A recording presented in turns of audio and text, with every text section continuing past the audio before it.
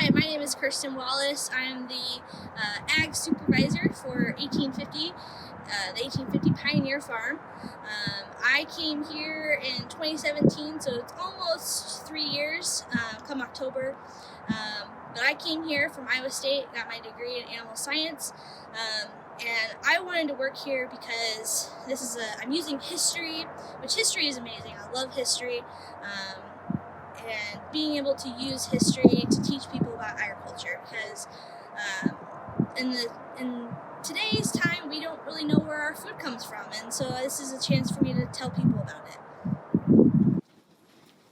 So for us here at Living History Farms, we typically try to shoot for lambing season closer to March and April. That way it centers really nicely around Easter. And some people do that today in 2020 as well.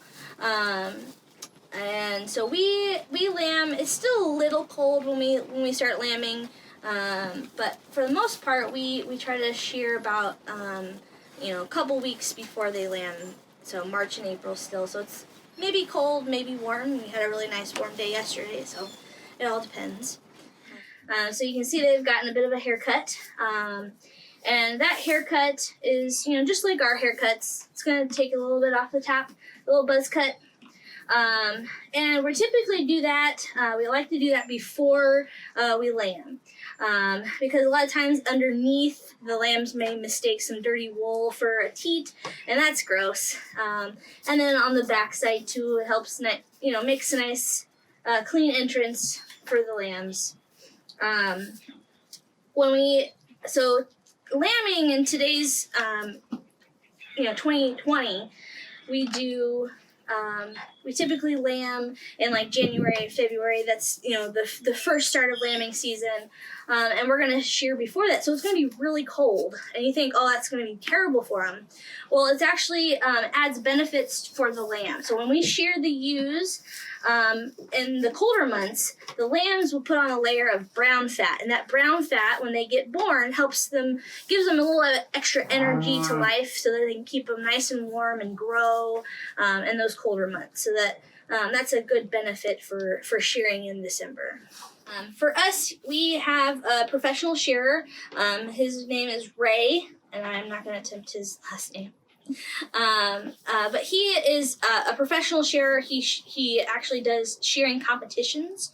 I first met him at Iowa State, and he shears the sheep for Iowa State University. He shears for us, and he usually gives us one good wool. So this year was our Weather, and because he was the cleanest out of all of them. And he just had some really good wool that Elise wanted to use for spinning. The wool that we get, we typically we have to pick through it to get all the dirty stuff out. We like to do that on site. So if you come to 1850, a lot of the times the ladies will be in the cabin picking all the stuff out. Yeah. In fact, one of our main volunteers, Barb, that's her favorite thing to do, is to sit there and pick the wool. So once the wool is picked, we'll wash it. A good nice soap to use on your wool is going to be ivory soap. So it's not as hard. It keeps a lot of that lanolin, which is really nice for your skin.